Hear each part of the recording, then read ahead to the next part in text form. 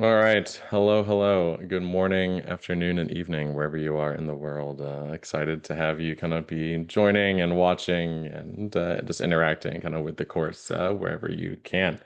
So we got a lot to talk about here. I got some logistics I need to get out of the way, and then we'll dive into Python as a programming language. And again, what I feel are the 10,000 foot ideas that you should get from it. So let's first dive into some of the logistics here. So first, of course, you all should have noticed this by now, but the actual discussion forums for Module 2 are broken or down right now. Whenever you actually try to interact or open up one of the forums to actually get to the topics and things, you'll see that it throws an error. I was going to say, if this actually worked right now, I would have been shocked. So we have, Karen and I have submitted a lot of bugs, but if you want, are a lot of reports back to kind of the engineering team managing this campus. But on your end, students, if you want to email your student success advisor and let them know, what's his name again? I already forgot, Karen. We'll find his name. But yeah, if you just go to the participants, I think you should be able to see who it is. But if you students, if you want to email your student success advisor and just let them know, like, hey, this is really frustrating that the forums are broken. Hopefully, this means we get some expedited fixes in it.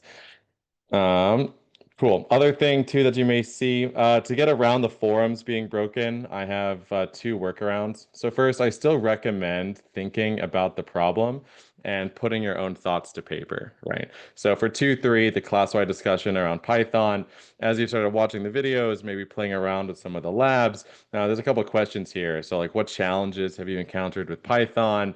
Are you new to coding? Kind of what strategies are you doing to try and start thinking like a computer scientist in addition to a data scientist? And what solutions and approaches are you taking to kind of learn and work through some of this coding? I think it's really important. So again, if you can just actually jot down your own thoughts, maybe in your own notepad or Google document, and then once the forums are back up and running, feel free to copy the posts back into here. Same thing with discussion 212.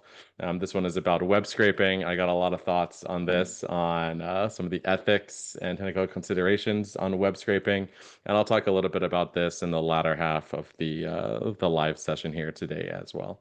But again, same idea. Think critically about the problem, put your own quick thoughts to paper, and even though we can't post to the forum itself, just doing that exercise I think could be really beneficial. Other logistics, the participation in the forums are technically not graded. The only part that's graded in each module is the end of module quiz. So attendance to the live sessions, interactions with the forums, interactions with the practice quizzes and the media sets are not included in your grade, but I still highly recommend doing them. For example, the media set practice questions are going to be almost a direct correlation to the actual questions in the end of module quiz.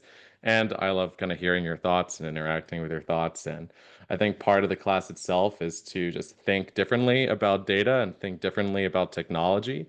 And again, even if you're not sharing the forum posts, just being able to think about the questions that a lot of us as technologists interact with every single day will really help further your own education in the course. Again, just some personal stories on this. I have to learn new languages every day. I struggle with coding and new concepts and new ideas in the area of big data engineering, etc.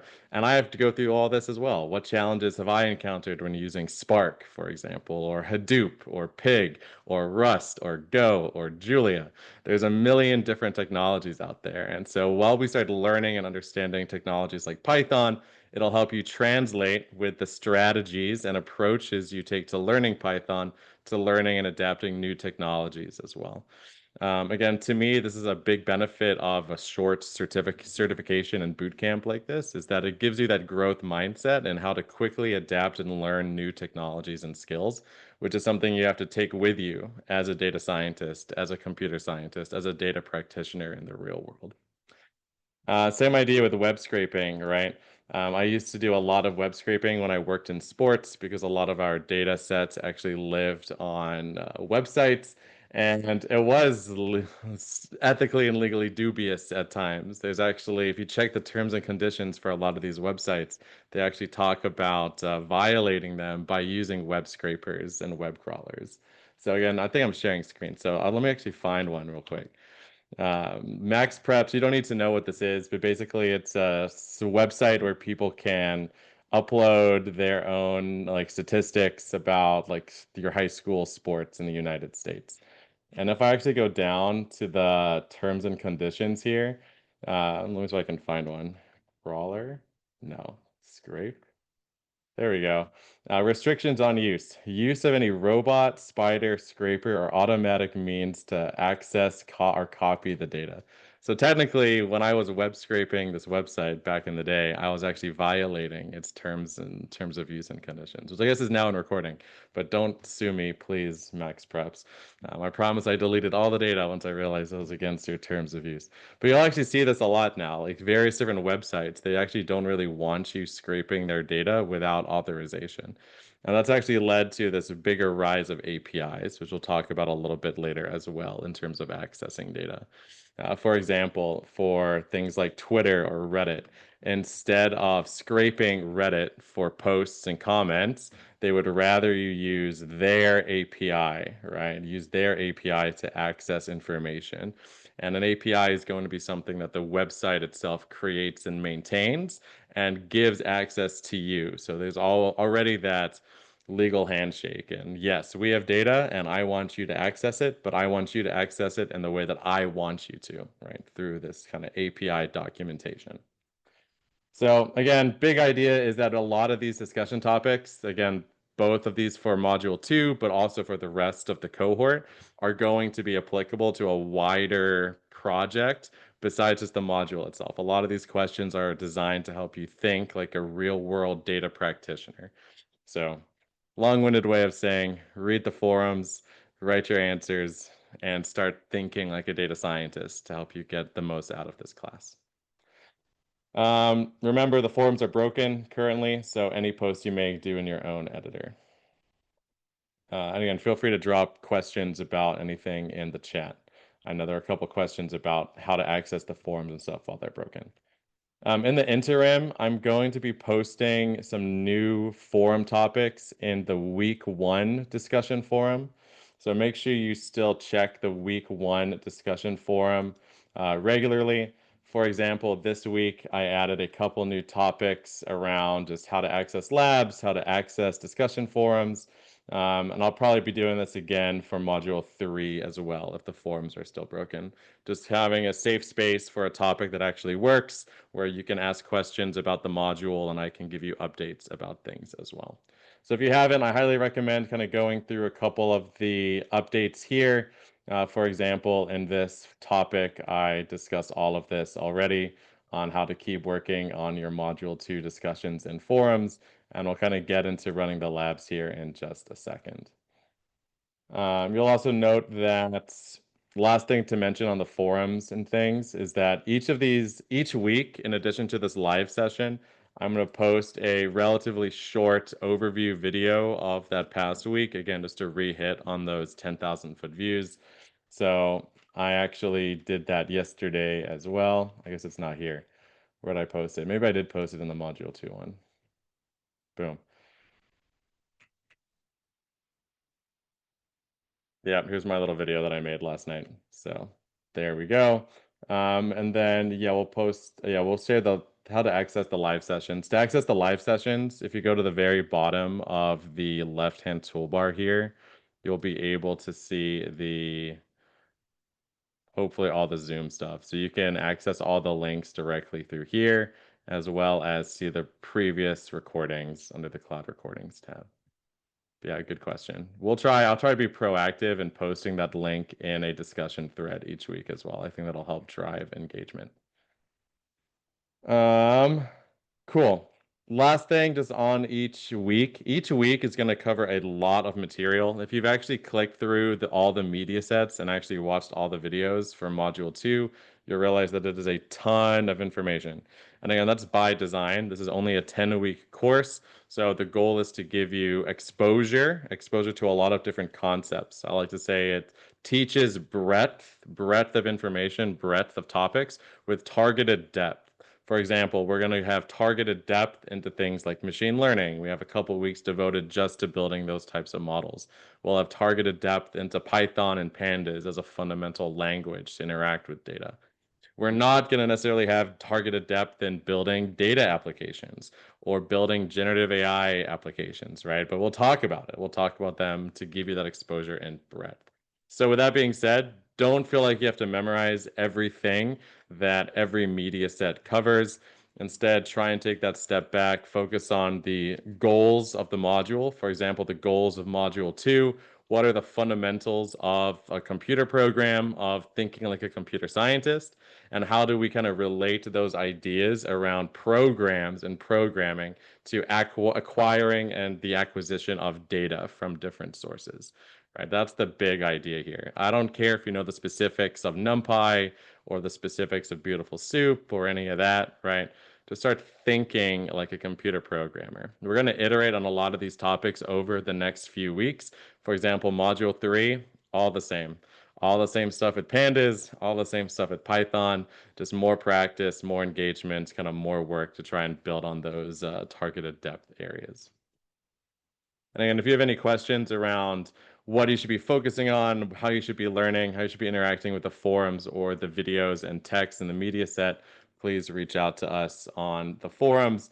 I know there's no way to like direct message us, so you'll have to kind of blast this to the whole class, but it's fine. We're all in the same boat together, and I promise you, if you have a question, someone else in the class has already had that exact same thought or question as well. So you're definitely not alone with these ideas.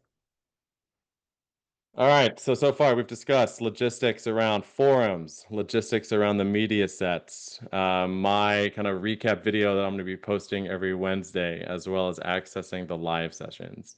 Now I want to pivot over to interacting with the labs. And then for the last 30 minutes or so, or last 40 minutes or so, we'll cover the some stuff around Python that I wanted to get out. All right, so labs. As I was also doing the media sets over the last week, I noticed that not every lab worked. So what do I mean by that? When we start working through a media set, such as 2.1 Python Basics Part 1, you're going to have an assortment of videos as well as text lessons. Again, that's going to be pretty standard. So what is Python? We have a video, right? And then we can listen to the transcript and we can see interacting with Jupyter, all this good stuff as well. You'll also notice that most media sets will include a couple of different labs. So they include this start lab link down here at the bottom. When you click this, what it should open a virtual environment, a cloud-hosted compute environment where you can interact with your Python code. So this worked correctly. It opened up a notebook that I should be able to interact with and run. So I think the way I usually do this is I restart my kernel, and hopefully that actually works and attaches. Sometimes I have to like refresh it to work. It's a little bit funky. Anyway, it's nice because you get free compute. We'll see if this works. Usually you have to pay to use computing power on the cloud. So hopefully, let's see if that works. I should be able to run this. Oh my God, it did work. Great. So what should happen, right? When you open up a lab, it should connect to a computer, right? That's what this kernel is. You can always restart the kernel if you need to, and then sometimes refreshing the page always helps. And then you can go through and run each cell. For module 2 specifically, there are some cells that throw errors, and that's by design to help teach you about bad code and exceptions and when code breaks. So don't be surprised if you just do a run all and your notebook breaks, because sometimes that is by design. So what I want to get through is for each lab, as you're working through them in the module, I want you to open up the notebook that's linked in Jupyter Lite and start running it. If it works in Jupyter Lite, oh, there we go. So for example, this is a typo. right? The correct terminology is the function is print, not frint. So this displays an error, right? So that's what I meant by including some built-in errors. So here's another error that happens because we do not close our text. We're missing a close quote. So that is a syntax error. But again, logistic-wise, if you're able to run these notebooks in Jupyter Lite, then great. That is what you need to do, right? That's the first preference. However, as I was going through the media sets, I noticed that some of the labs did not work. For example, going to the 211 activity. If you click on this Start Lab outcome, it doesn't actually link you to the correct notebook or the correct spot. So what I've done is that I've actually provided my own backup of all the notebooks needed for Module 2. I will also do this for Module 3 as well, just in case the Jupyter Lite environments don't work. So this will be linked on my GitHub. So I've created a GitHub repository. Again, we're not going to go deep into Git or anything here, but all that you need to know is that GitHub is a place where people organize and store code. So I already shared this link in the chat, so I'm sharing it again. But you'll notice here inside of Module 2, I include all the notebooks that I've already executed as well for all of the different labs. So if you ever see a lab link and it doesn't work, try navigating to my section. So for example, 211, and you'll see the notebook that you're supposed to be reading over and executing. If you just want to read the notebook, you can actually read it straight from my GitHub page. But if you want to actually run the code yourself, I recommend utilizing Google Colab. So Google Colab is going to be our backup and fallback option to execute these labs if the links don't work. Remember, if the link works, amazing. Just run it in Jupyter Lab like you normally would, or I call it Jupyter Lite because this is like a light free mode of Jupyter Lab. But if just run it here and you'll be good. If it doesn't work, then the plan is to grab the notebook from my GitHub and run it in Google Colab. So let me show you how to do that now. First, we're going to navigate to Google Colab. I'm going to grab this link and I'm going to put it in Slack, or not Slack, in our Zoom chat. So what is Google Colab? Google Colab is a free environment that Google maintains that allows new people to coding, new people to kind of the tech world to write and create code, again, in a free cloud environment. It's going to be very similar to Kaggle. Fun fact, Kaggle and Google Cloud have a partnership. So when you run notebooks through Kaggle Learn as well, it kind of runs through a similar vein as Google Colab. So again, a lot of free ways to start learning and interacting kind of with code on free compute, which is great. When you navigate to Google Colab, it's going to ask you to open a notebook. There's a couple different ways to do this. For example, you can actually link Google to or Google Colab to your own personal Google Drive.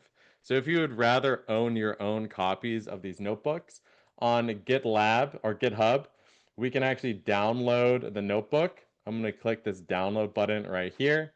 We can download the notebook, upload it to Google Drive, and then open the notebook through Google Drive. However, Google Colab also has a handy-dandy integration with GitHub. This allows us to just copy a link from GitHub and open up that notebook using the Google Colab environment. So for example, this is my preferred way because it's easier. But of course, if you do it this way, you'll have to resave the notebook to your own drive if you want a copy of it. But here's what I would recommend. Let's say, again, the 211 link does not work. You find the notebook you're supposed to run in my GitHub environment. All we need to do is copy the link here. Maybe not that. I think that's the wrong one. Yeah, we're going to copy just the URL up here on the top. So I'm going to copy this out of my browser and paste this into the Google Colab option. I'm going to hit enter, and if all goes well, it should, magic, load my notebook here, which is awesome. To actually run the cells in this notebook, we first need to connect to a computer or a runtime. I'm going to click connect, and if all goes well, we should connect to an engine. There we go. And then it's going to be a very similar type of interface to Jupyter Lab. I recommend going to I want to clear all of my outputs. So I'm going to go to edit, clear all outputs, and then we can go to run all, and this will run all the notebook. Yeah, this should be fine. This should be nothing too crazy that happens here. So again, note that this is running directly from GitHub. So if you want to save it, I recommend going to File and then save a copy in your personal drive. So this will save the notebook in your drive, and then you can open it back up in a Colab.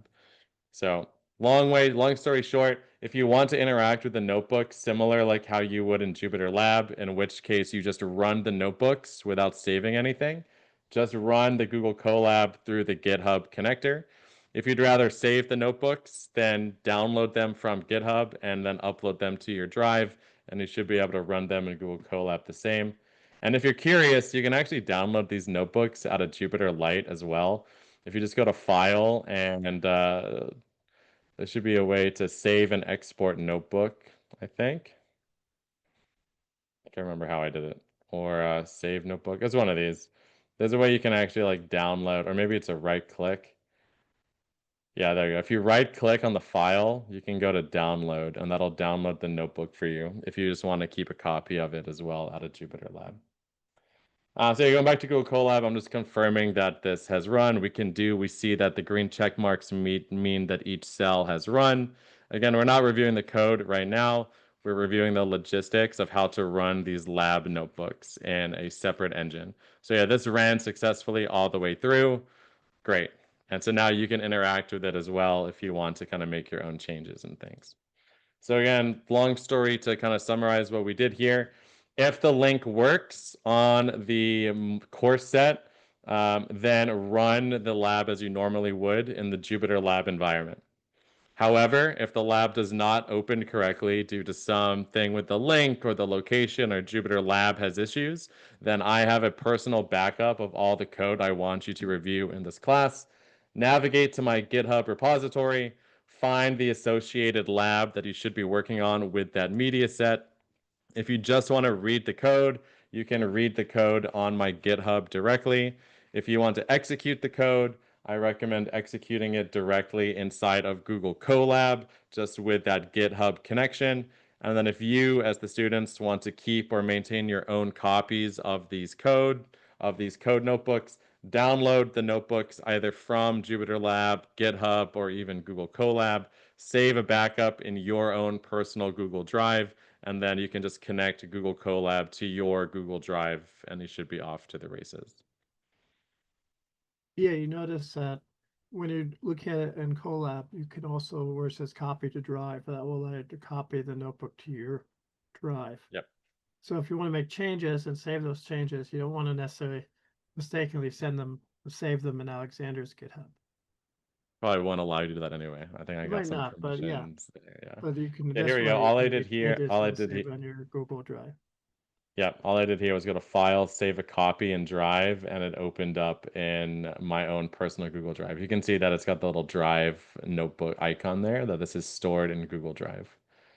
And while this one is stored in GitHub.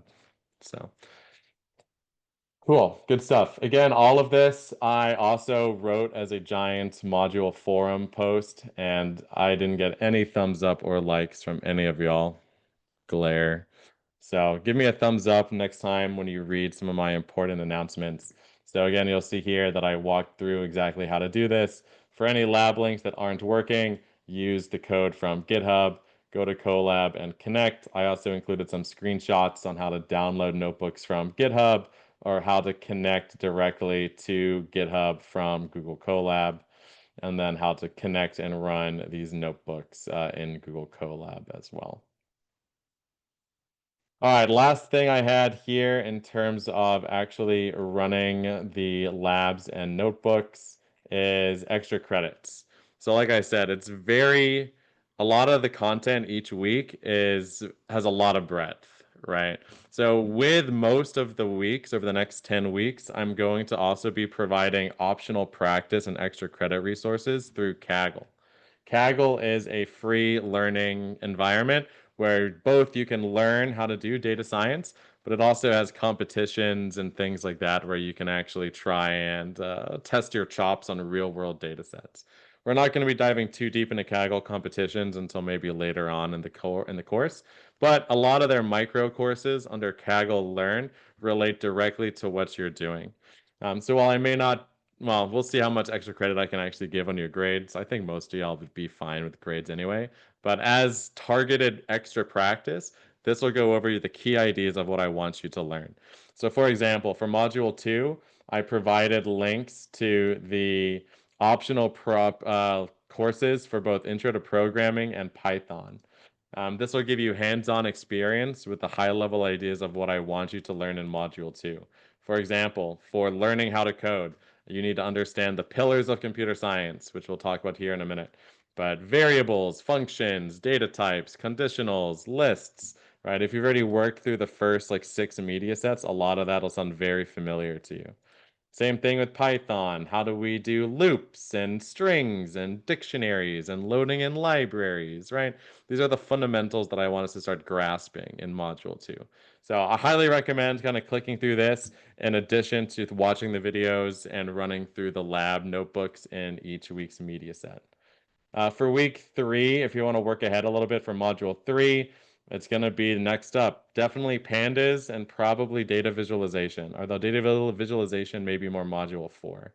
But we're going to be doing a lot of pandas next week. So again, I'll provide that link when we open up the Module 3 class as well. Note that the Kaggle Learn should be supplementary to your learning. The key ideas, videos, and notebooks are going to be provided through the course materials, but it's always good to have more resources, especially when there's such a breadth of concepts being covered. So please, if you have the time to do the Kaggles, highly recommend it. If you finish a Kaggle, you actually get a little certificate at the end of it. And if you want to upload this certificate into the forums and stuff to show that, like, hey, look what I did, isn't this cool? We'll celebrate you accordingly as well. All right, so I think that's all my logistical announcements. Normally, these live sessions won't have this much logistics, but just with everything broken, not everything, but with some of the forums and the lab issues we're seeing in Module 2, I wanted to make sure we have our workaround so your learning isn't stuck. That's my like goal, right? I want to make sure that each week you're able to continue learning at the pace that we want you to and have access to the materials and supplementary resources as needed to really drive a lot of these big ideas home. Great. If you just watched all that on double speed, now we're actually going to dive into some of the Python concepts I wanted to cover here. What do you think, Karen? Did I miss anything? Or did that all kind of mostly make sense? Oh, I think Anaconda. that sounds good. People might have Yeah. questions later, and I can post them. Please Yeah. gives me something to do. Yeah, there we go. I was going to say, if Yeah, you ever want to provide instructions on how to actually install Anaconda, I think people would like I think the that. best thing, Yeah. actually, the documentation on the Anaconda site is pretty good, and that covers for Windows and Macintosh. And then Right. the only thing I might add would be then doing some of the same things, some of the things through the command line to me are a lot faster than I don't like using the Anaconda Navigator. It's very Yeah, slow. me neither. It's very Yeah, I slow always, and clunky, but it yeah, takes, for opening Jupyter Lab or for making a virtual environment and the importance of virtual environments. We yeah, really want to get in that habit because when we start loading different packages for Python, sometimes packages don't play along well, or different versions of packages don't play along well. And so if you have everything in one big environment, you can end up with a broken environment very, readily and a lot of headaches.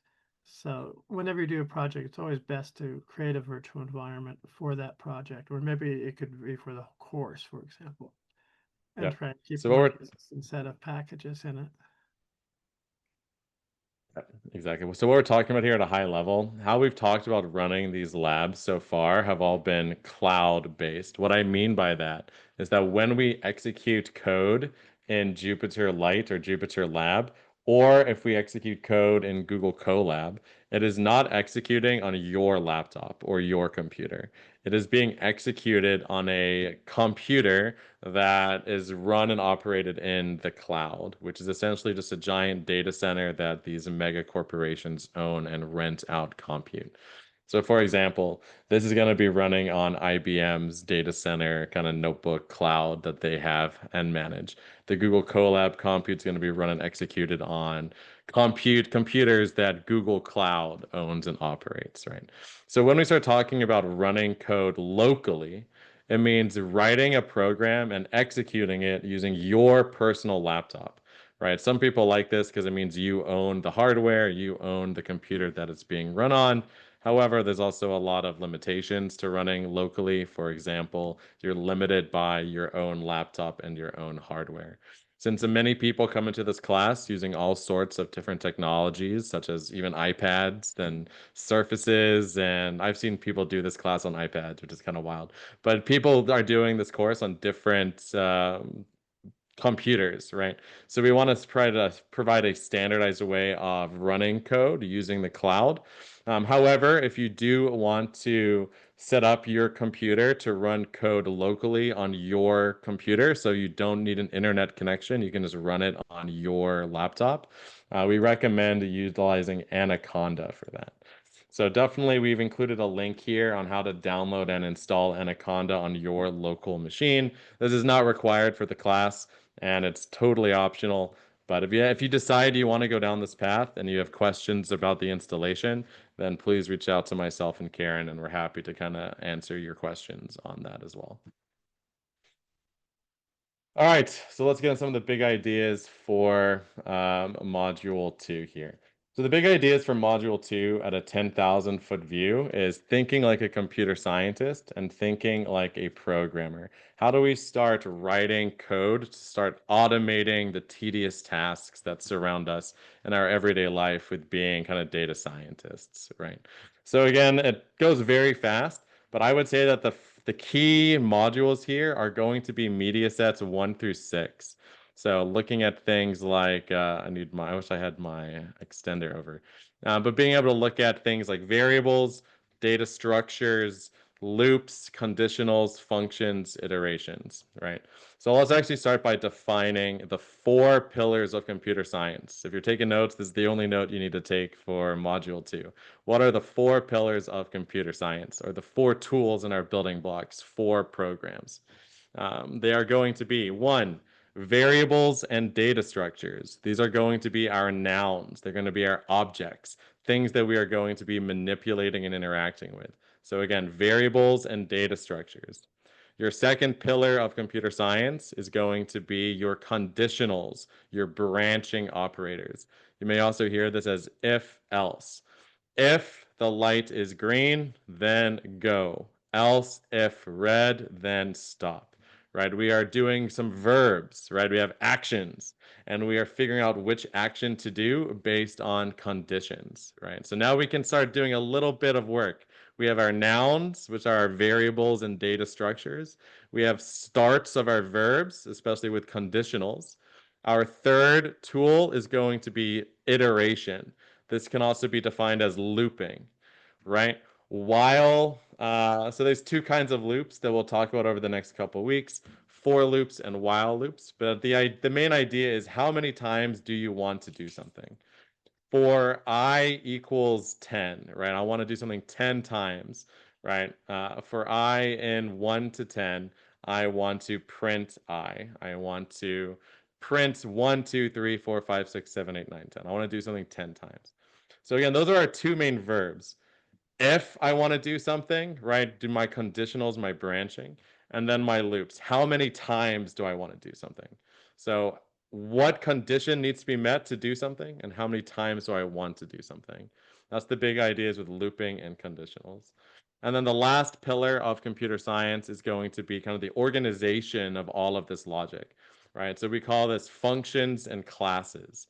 Not every programming language will utilize classes, but the big idea of functions and classes is organizing your logic into reusable building blocks.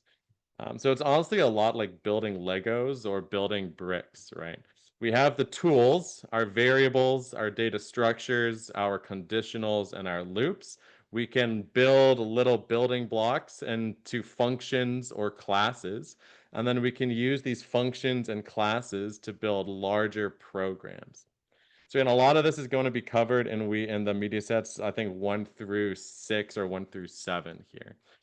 Note that these principles do not solely rely on Python.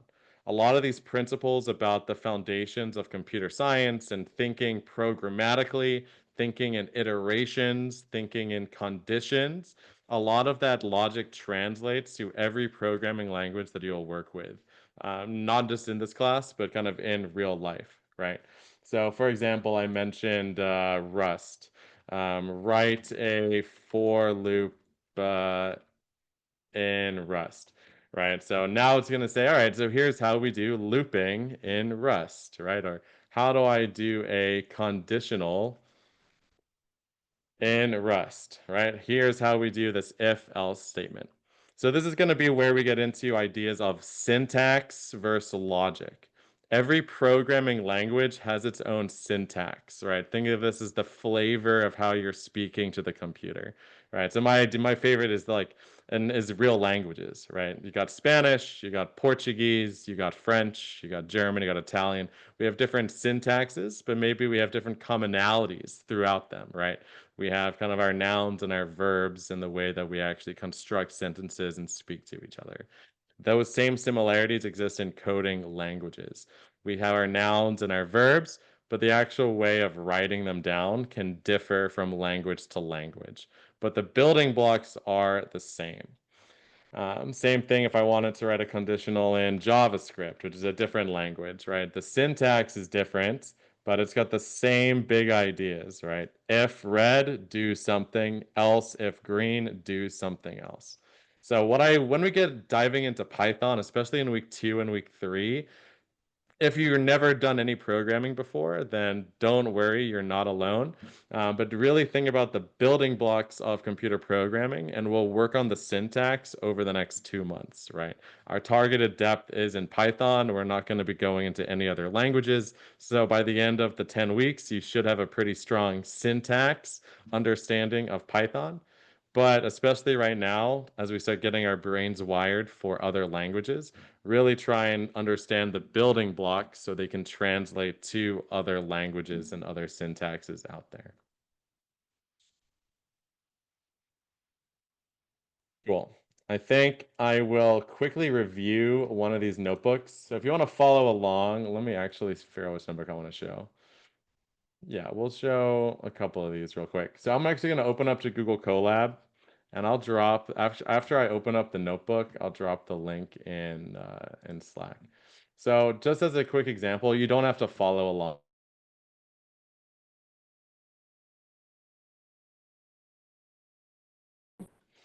I'm going to open Google Colab here, and this is an introduction to nouns, right? An introduction to nouns and variables. Let me see if I can switch to my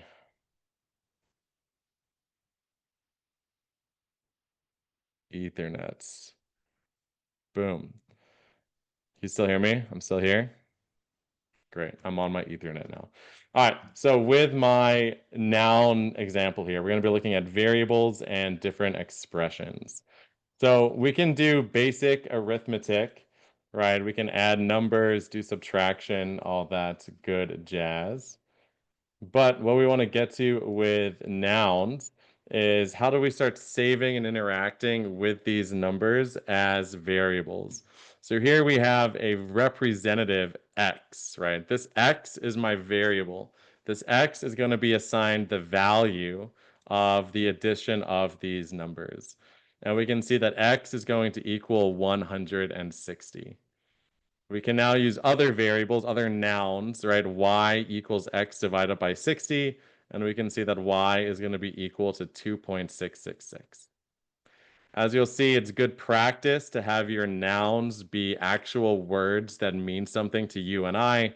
The computer doesn't care what you call these variables, but as computer programmers and data scientists, we want to be able to read each other's code.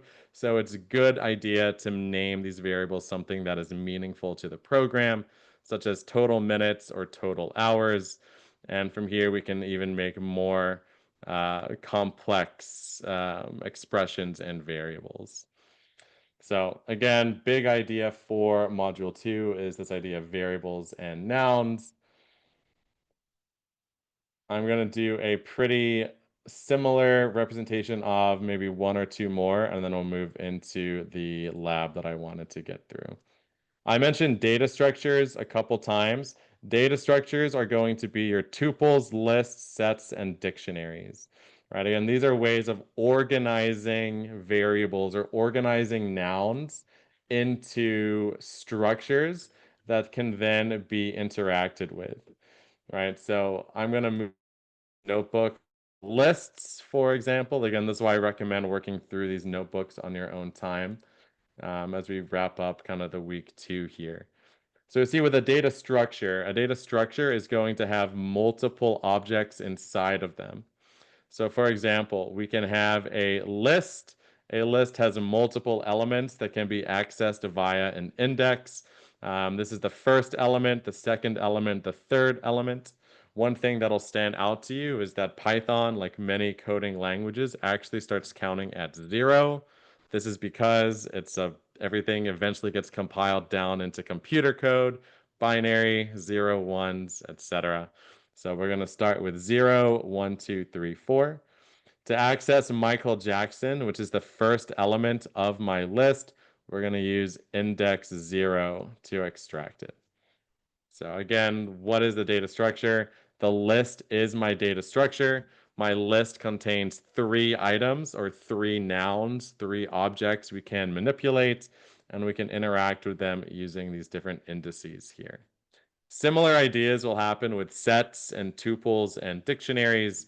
Only thing you really need to know is a set is a unique list. It can only have unique elements in it. A tuple is a list that cannot be changed or cannot be edited. It's static. It's a static structure. And then dictionaries, instead of using indexes like 0, 1, and 2, it will use text keys to access something. It is also known as a key value pair or a key value store. If you want to, I'm not going to run the dictionary notebook, but if you want to take a quick look at an example of what it looks like, we use a text key to access a value, such as key 1 represents 1, key 2 represents 2, etc.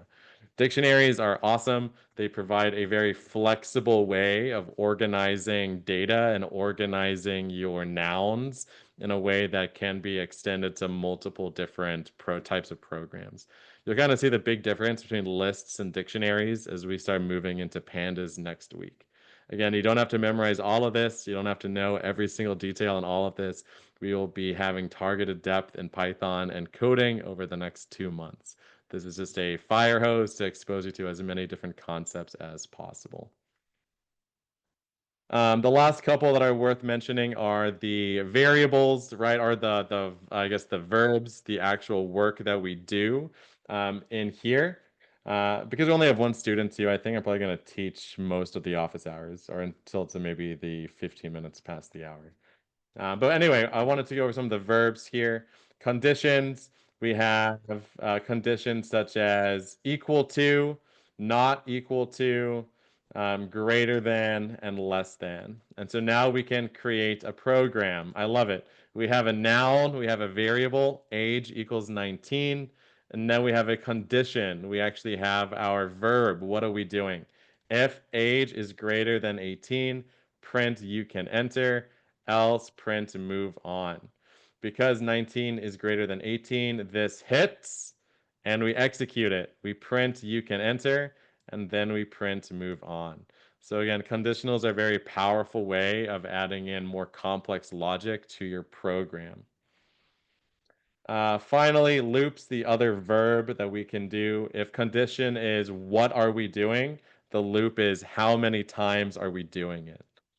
So again, highly recommend reviewing these notebooks more in depth as well. Here's kind of the example. for each thing in my list, right? We have 1982, 1980, 1973. For each thing, print it, right? So we go through each item and we print it 3 times. Think about how powerful this is. In data, we'll have like a CSV, right? Maybe it's 1,000 rows. For each row, I want to do something. I want to add 2 columns together. I want to lowercase the customer name, right? We can do that using a loop. For each row, I want to do an action, right? And maybe we even have a little mix of both. For each row, if the customer is uppercase, then lowercase it, else leave it alone. So now we have some conditional branching going on with my loop and iteration. And that's really how programming really starts to take off, right? You have your variables, your data structures, your loops, and your conditions. The last thing that's worth highlighting is going to be the organization of code here. So for example, when we actually have finished our program, we've used all of this work, we can organize our code into functions, and then we can call this function in other programs or multiple times in the same program. There's a concept that will drop down in my recap called don't repeat yourself or dry encoding. Dry means if you've written the code once, don't rewrite it, right? Save it as a function, save it as a class. Oh my goodness, save it as a function, save it as a class, save it as a module, reuse it to work in other places. It's like we know what we're talking about.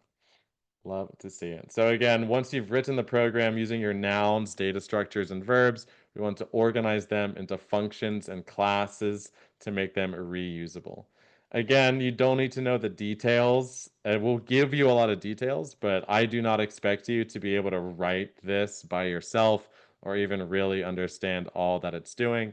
But at a high level, 10,000-foot view, understand that functions and classes are ways of organizing your code to make them reusable in other programs. That's all you need to know. So I went way too long on this, but this is, to me, the most important part of Module 2, right? We're going to cover the lab here in a sec, but the most important thing to get away from Module 2, foundations of thinking like a computer scientist, right? Understanding your variables, your data structures. What is a variable? What is a list? What is a dictionary? Understanding how those nouns can then be used to create actions.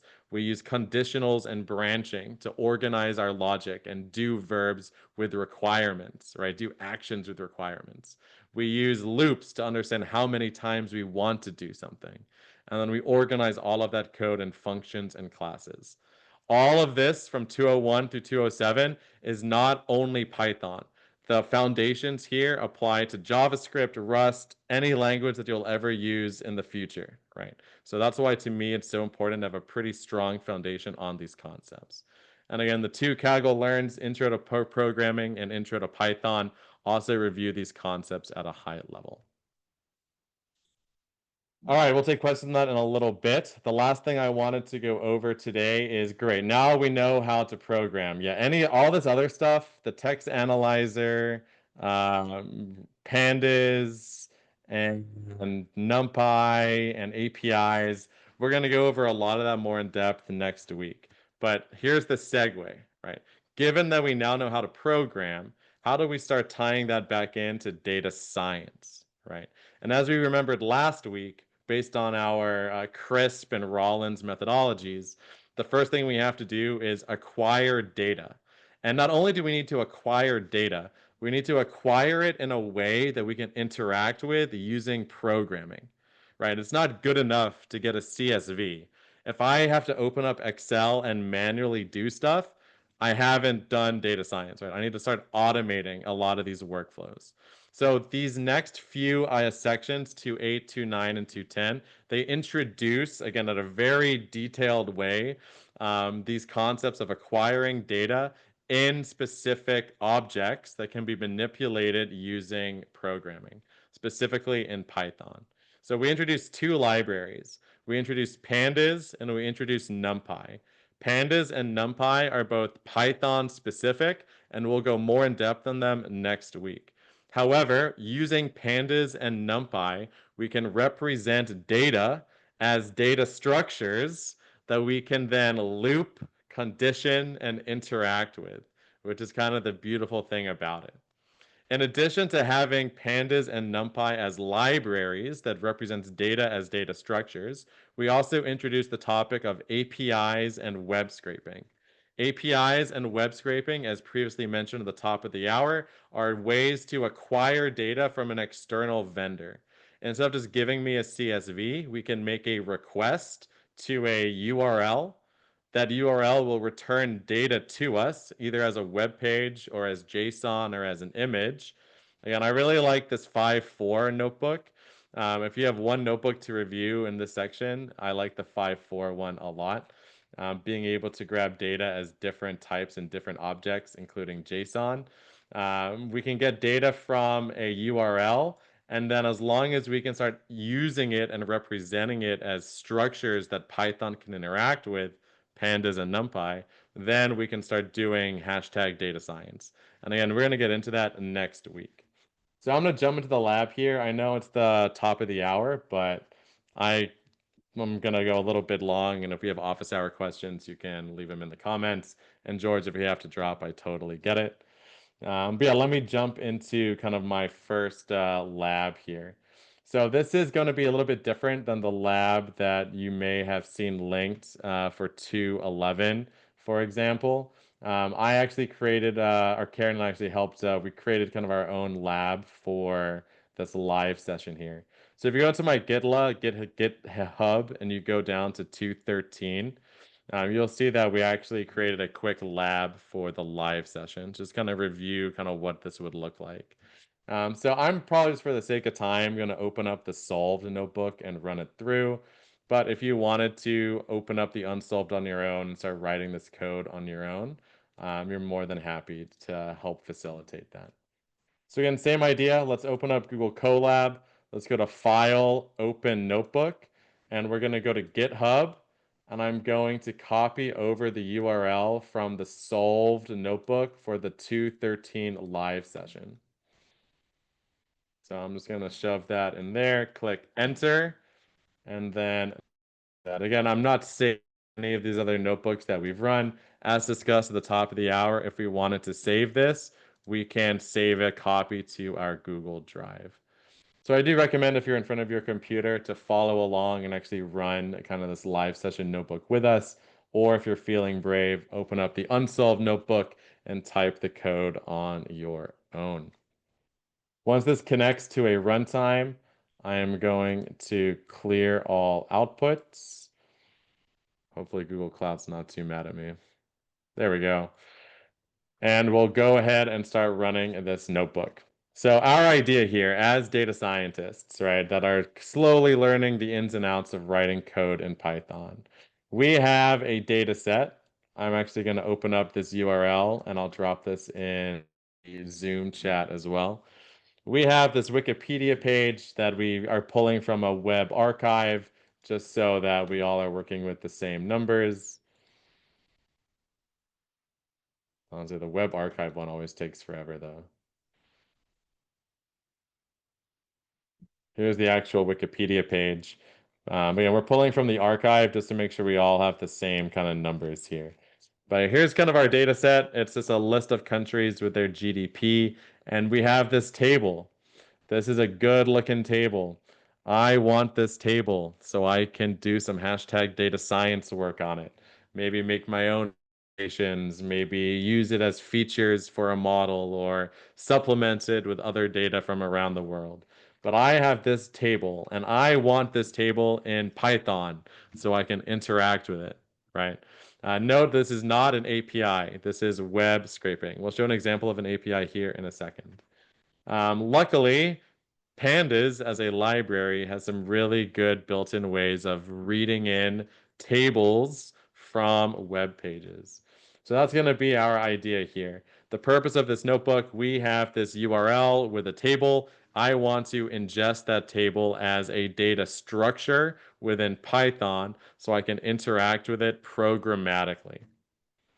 So now that we know the scope, let's install the libraries that we need. Hopefully, most of these are already installed for us in our Google Colab computer. Yep, requirement already satisfied. Pandas, NumPy, it's already been installed for us. And so is this XML parser that we are installing too.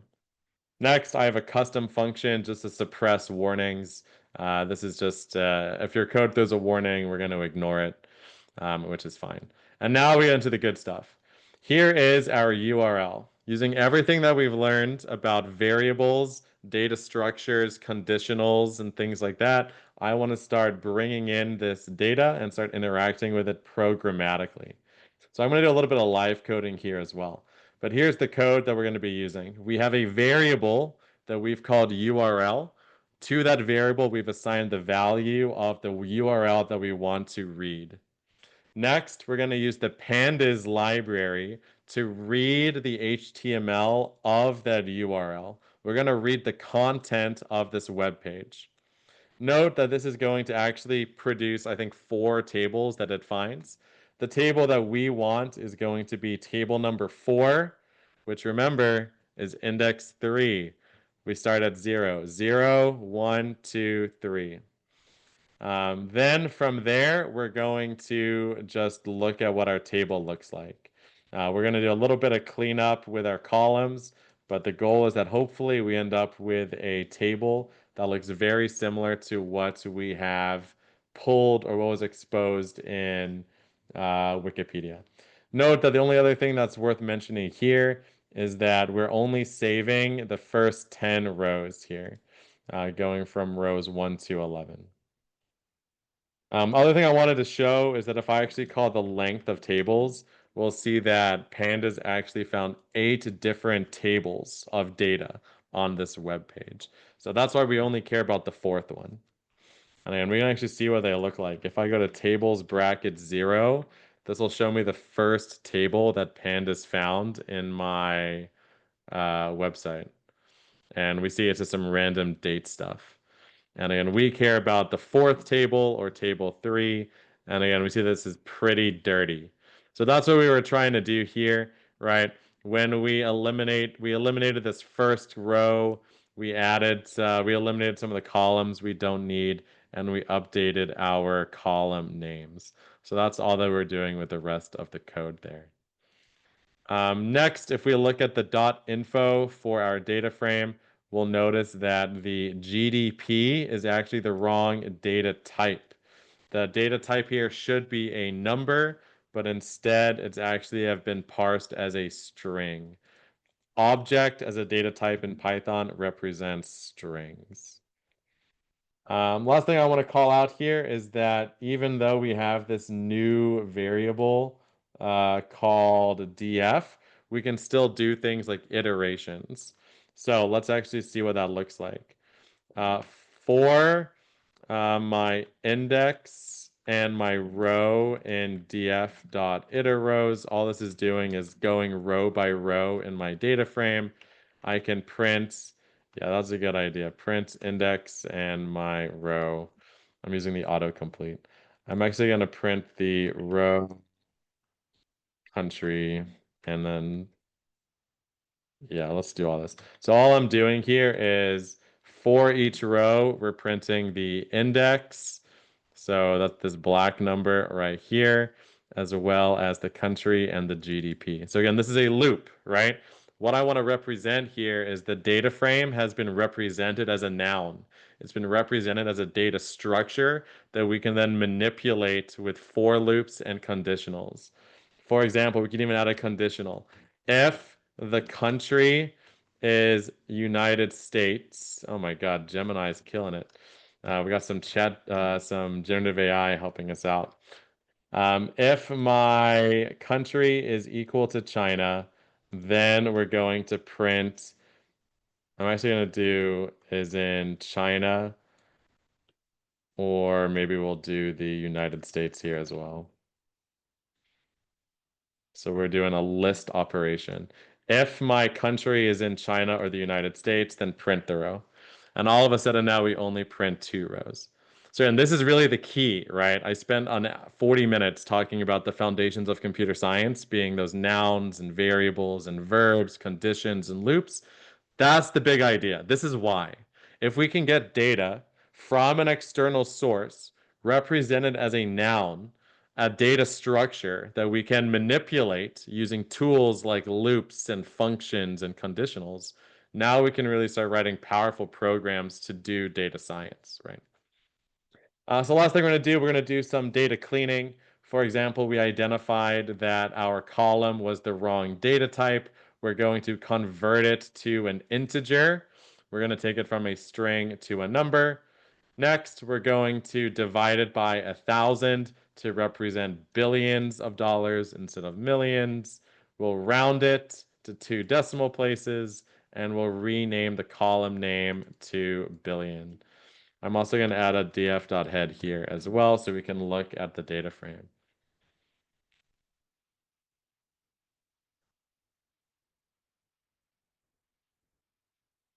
GDP million. I think I got an extra space. Um, in place equals true. How about that? There we go. So all I did, I forgot a parameter in the code to actually rename the column name. But there we go. We see the column name has been renamed. Or maybe I should do df equals instead of df.rename. That should work instead.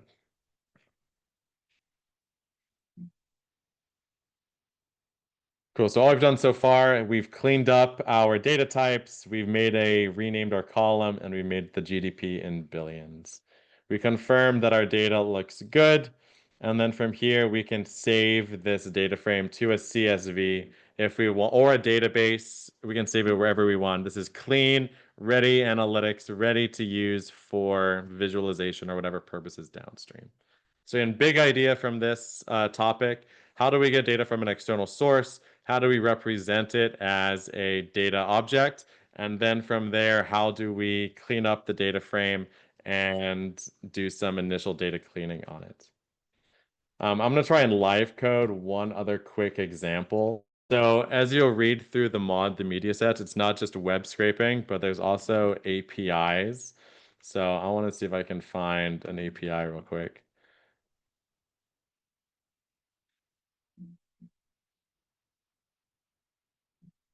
I already forgot what my Z. Oh man.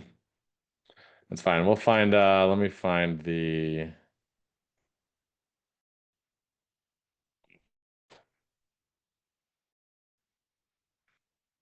maybe that's what I needed.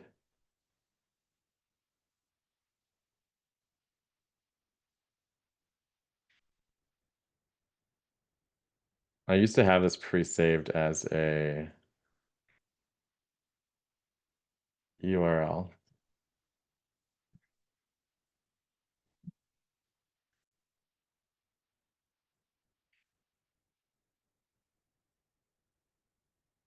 Should have had this preloaded. My bad. Stats API, MLB, GitHub. So I just grab a link.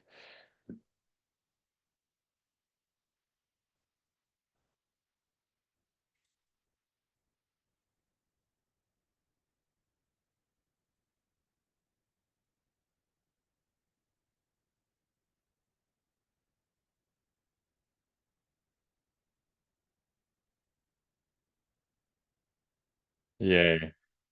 I think that'll work. Maybe we can just do it like this. Uh, cool.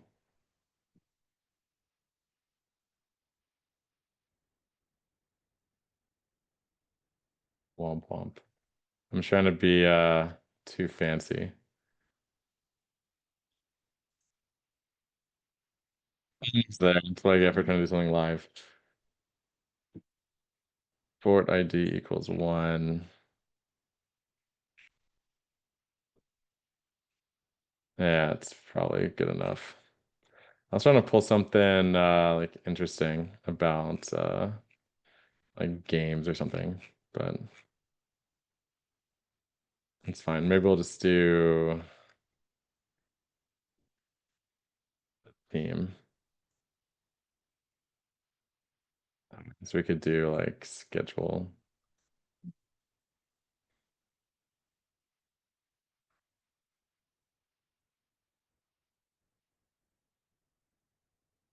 All right.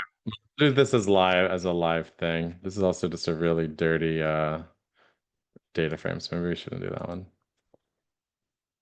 I wanted something easy. Why is nothing ever easy? Maybe because I'm trying to overcomplicate it. Standings, maybe.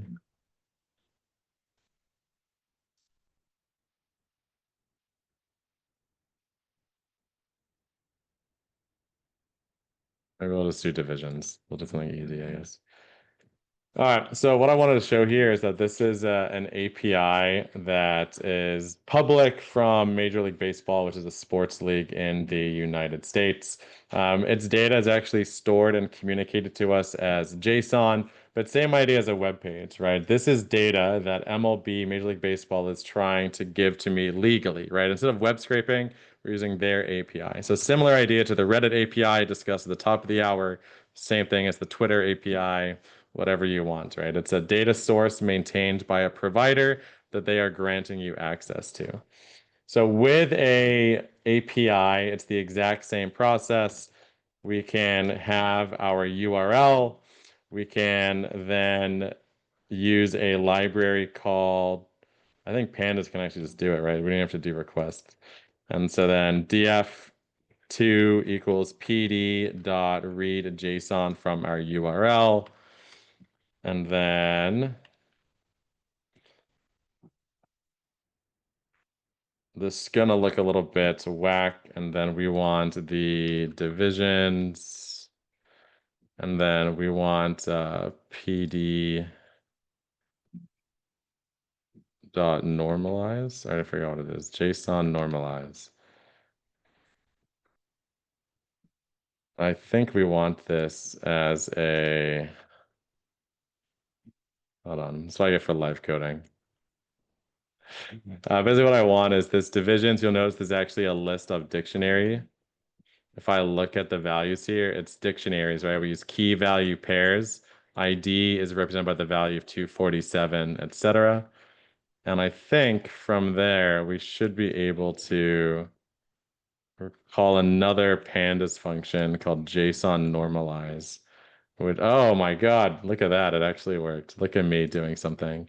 So what we've done here is we grabbed the dictionary values and I have exploded them out into a flat data frame. So we can see here that ID 6007 in the year 2025 is an active league and maybe here's its abbreviation, ASLN or something. Same thing for the AL West and stuff like that. So one playoff team. Cool. So anyway, from here, same idea. We could then do some data engineering because this is now a structure, right? For index, comma row and df2 dot iteros, print the index and the name of the team. Maybe we can add in an if statement. If Texas is in the row name, then I want to print the league name.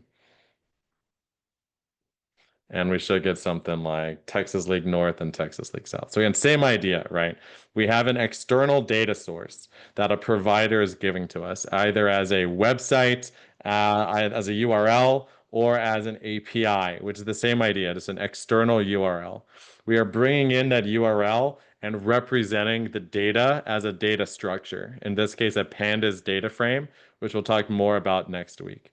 Once we have the data as a data structure in our program, that's when we can start adding in our conditionals and iterations, functions and classes to start interacting with that data at scale to make it a more reproducible and scalable data pipeline. So next week, we're going to go more in depth into pandas. We're going to start talking more about the different functions we can use to use pandas on data sets. Earlier here, we've talked about the JSON normalize. We've talked about casting to different data types, as well as slicing and dicing our data frames. We're going to go much deeper into those concepts next week as we start cleaning and preparing our data. We'll also start introducing data visualization. Given that we finally got a data set into a program, into Python, how do we start interacting with that data to make leaderboards, to make visualizations, etc.? I think that's everything I wanted to cover. Remember that there's a big breadth of material this week. You don't have to memorize all of it, right? As long as you know the four fundamental pillars of computer science: variables, data structures, conditionals, loops, and functions and classes, you should be fine.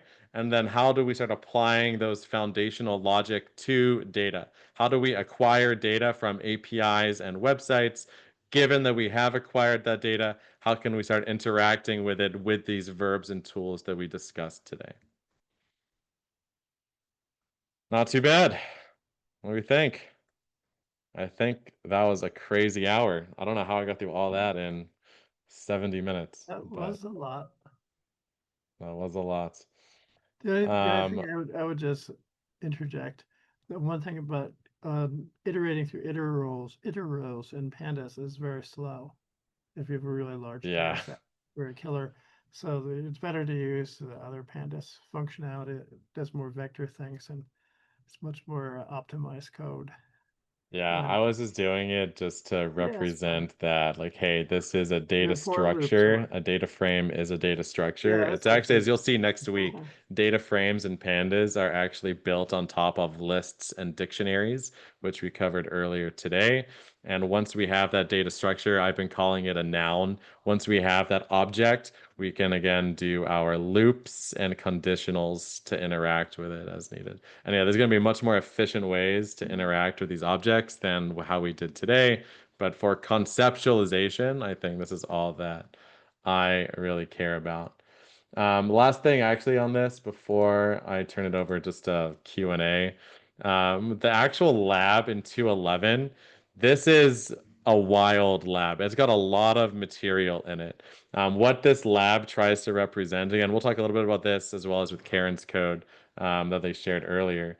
But with web scraping, the web scrape that we just did against Wikipedia, this is called easy web scraping. There is nothing difficult about this. The website is easy.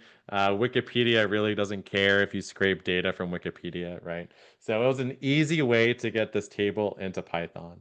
Most of the time, web scraping is a lot more difficult than this. So that's what this lab entails. It says, hey, the data that I want to access is going to be a lot more difficult to acquire, right? We want to get all this basketball data from these crazy looking HTML strings, no tables in sight. How do I do that? So this lab introduces another library called Beautiful Soup to help you understand and parse out objects from tag-based structures. So although this is HTML, the same idea actually applies if you ever see an XML file. Oh yeah, there's a couple XML files in here too. Again, you don't have to get too obsessed with this, but I do recommend reviewing the 5.4, looking at different file types. As we've hopefully seen today, data comes in all shapes and sizes. CSVs, JSON, web pages, but it also comes in the form of images, right? We've covered JSON, we've covered CSVs, Excel files. How do you deal with Excel files? God, I hate Excel files. XML files. How do we deal with tags in these crazy XML files? And of course, HTML, binary images, right? And at a high level, this then comes into the idea that data can be structured, semi-structured, or unstructured. And as data scientists, we have to, again, take these tools and apply them in a more flexible way. How do I get data even if it's unstructured, right? If it's text or binary or images or audio, right? How do I get data? How do I then run it through a program? And then how do I create leaderboards, visualizations, etc. on it? So yeah, good stuff. Again, you don't have to necessarily memorize everything in this lab, but 10,000-foot view. What are the key principles of computer programming? Lists, variables, data structures, loops, conditionals, functions, and classes. Next, how do we get data? We get data typically from APIs, URLs, websites, etc. And then next, how do we represent that data as a data structure? We use pandas and NumPy to represent these data types as structures that we can interact with. And then finally, I think that's it. How do you do more advanced web scraping and stuff? Next week, we're going to go dive deeper into pandas. Like I said, given that we have this data now as a data structure, what are some more advanced ways we can interact and clean with it? Then we'll move into data visualization on top of that. And then we'll move on from saving it to CSVs to saving it to a database, utilizing the SQL language to interact with the database and query our data. And then from there, how do we model our data, create leaderboards, create machine learning models, and then finally kind of make our business decisions, right? What are the actions we want to take given kind of these models, leaderboards, visualizations, and data story that we have built out?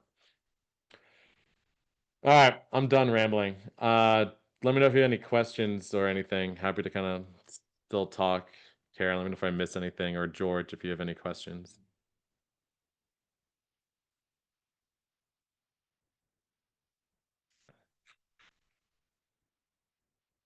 What are some of the other notebooks that I really like in here? Um, like I said, I think 1 through 7 are the most important ones you need to look at. The 2.7 practice lab, I think, is not needed. Let's see, pandas. There's one called Pandas Practice in 2.8. I'll link these in my like live show recap. But yeah, I would do all of 1 through 7. I think those are all important. The pandas practice one is really good. There's kind of a soft introduction to pandas. Again, no, we're going to do more pandas next week. So to me, it's less important right now. NumPy, I don't really care too much about. APIs and web scraping and understanding the different types of files to access, I think is important. Again, big idea here is how do we get data into our world? And that's it. Then we get into our live session lab stuff. All good for me. Yep. Well, yeah, definitely need a stiff drink for sure. George, I appreciate the engagement, man. Thanks for just being online and kind of consuming through this. As I mentioned a couple times, you get what you put into this class. It's very easy to not show up to the live sessions, skip all the videos, do the end of assessment quiz, and then do the last like capstone project and call it a certificate. But you won't really have that much knowledge at the end of it. So Mm. again, with the price y'all are paying and everything, I really appreciate you taking the time to again join these sessions. Try to run these notebooks. Be engaged in the forums when they're active again, and yeah, relax a little bit. Again, it's okay to feel overwhelmed. It's okay to think that we're throwing a lot at you. And whenever you do feel like that, just take a step back and try to remember the 10,000-foot view of what I want you to learn. Week 1, think like a data scientist. What is the data science paradigm, right? What are some of those scaffolds about thinking about data problems? Week 2, what is computer programming? How do we do a computer program? Why do we write computer programs? How do we get data into a computer program? That's the big idea for week 2. Week 3, how do we start interacting with that data more explicitly and more specifically and more creatively, I guess. Yeah, th thank you, Alexander. It was a great session. Lots of information, lots of information. And just so you know, I'm still at 2.6 of the module, trying to Right. run through that in the next 10 to 15 hours to see if I can do the lab by tomorrow or the quiz by tomorrow. But I'm enjoying it. I'm really bringing back a lot of memories about programming from my past life. So this is I just have to tell you that you guys have a great structure here to introduce something like this in a very easy manner, at the same time in a manner that people can understand, and it's not too heavy. That's my Awesome. opinion of this. So thank you so much, yourself and Karen, for the Yeah. help. So Mm. You're welcome. um, yeah, Yeah. Thanks so much for that feedback, George. And yeah, like I said, go. I think 2 to 2.7 is the most important part. yeah, So yeah, yeah, make sure you keep going through that. You can yeah, fly through the rest of this because yeah. we'll iterate on it in the Okay, next couple of weeks. yeah. And as see in the assessment quiz, most of it is gonna be on foundational programming Foundation. Yeah, concepts. yeah. Yeah. Okay, super. Thank you, guys. Great Awesome, job man. again. And I mean, you guys are pros at it, so I don't have to say it, but thank you again. Yeah. Have a great rest of your night, George, You and we'll too. You talk too. soon. Just You stay too. updated on the forums for updates from me. Will do. Will Really do. Will do. important. Will do. Thank you. All right. Thank you. Thanks Bye. all. Bye. Bye. Bye.